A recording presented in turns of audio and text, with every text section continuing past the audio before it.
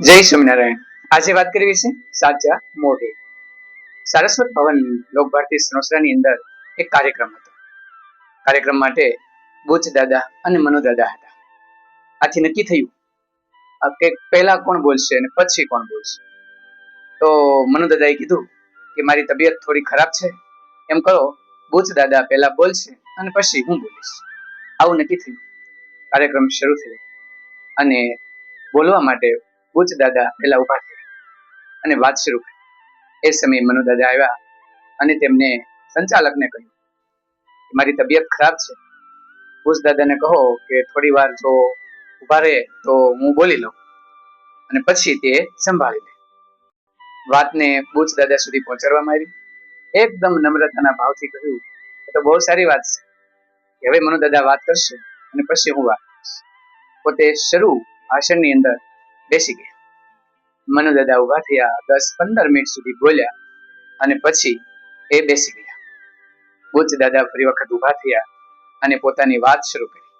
હસતા મુખે કીધું કે આ તો મને વચ્ચે વિરામ મળ્યો, આમે તે હું જ્યારે લાંબા સમયે ચાલુ છું તો 2-3 વખત મારે ઊભું રહેવું પડે છે અને આપણે તો શું છે બોલ્યા કરીએ, પણ વચ્ચે મને પોરો મળ્યો, થાક ઉતર્યો। મનુ દાદાનો ખૂબ ખૂબ આભાર। આમ એકદમ વિનમ્ર ભાવે વાત કરી અને પછી હળવા મૂળની અંદર સરસ મજાની વાતો રજૂ કરી। આમ વચ્ચે ઉભા કરી અને ભાષણ અટકાયું છતાં પણ એકદમ નમ્ર ભાવે તેમને કાર્ય કર્યું। આગળ જતા એક વખત મનુ દાદા બહાર ગામ બાલવાડી શિબિરનું ઉદ્ઘાટન કરવાનું હતું। એ સમયે બુચ દાદાને કહેવામાં આવ્યું કે તમારા હાથે સવારની અંદર આ કાર્યક્રમનું ઉદ્ઘાટન થશે। એ જ સાંજે મનુ દાદા લોક ભારતી આવી ગયા। આચાર્યશ્રીને બોલાવ્યા અને કહ્યું કે શું કાર્યક્રમ ચાલે છે? તો કે કાલે સવારમાં બાલવાડીનું ઉદ્ઘાટન છે, તમે આવશો? તો મનુ દાદાએ કીધું આચાર્ય બોલાવે ને હું કેમ ન આવું, હું આવીશ।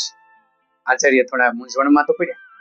બુચ દાદાને કહેવરાયું કે મનુ દાદા આવી ગયા છે, ઉદ્ઘાટન તે કરશે। બુચ દાદા કીધું કશો વાંધો નહીં। સવાર પડી ને રાત્રે થોડીક તબિયત મનુ દાદાની બગડી અને સવારમાં કીધું કે હું બાલવાડીનું ઉદ્ઘાટન કરવા આવી નહીં શકું। બુચ દાદાને કહો ને ઉદ્ઘાટન કરી દે। હવે આ સંદેશો ફરીવાર કેવી રીતે આપવો? આચાર્ય મૂંઝાઈને બેઠા।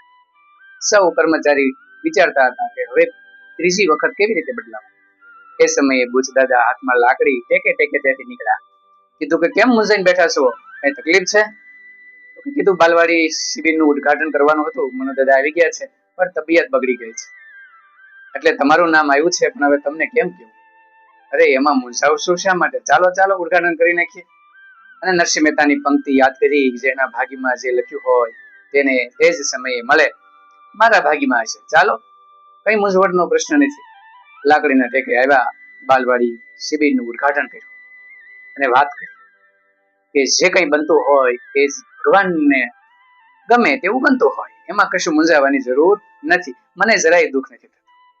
આવા હતા બુચ દાદા, ગુજરાતના એ હાસ્ય લેખક। સુંદર મજાના એમના પુસ્તકો આજે પણ આપણને ગમે એવા છે અને એનો સ્વભાવ પણ માં જેવો હતો। એ જ બે પ્રસંગની અંદર આપણને મૂકીને જોઈ લો, કોઈ આપણને અટકાવ્યા હોય તો આપણું શું થાય?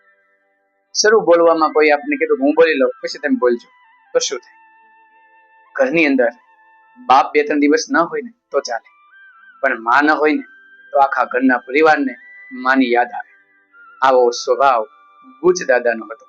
આજે પણ લોક ભારતીના વિદ્યાર્થી મનુ દાદા અને બુચ દાદાને હવે અને હંમેશા યાદ કરતા જોવા મળે।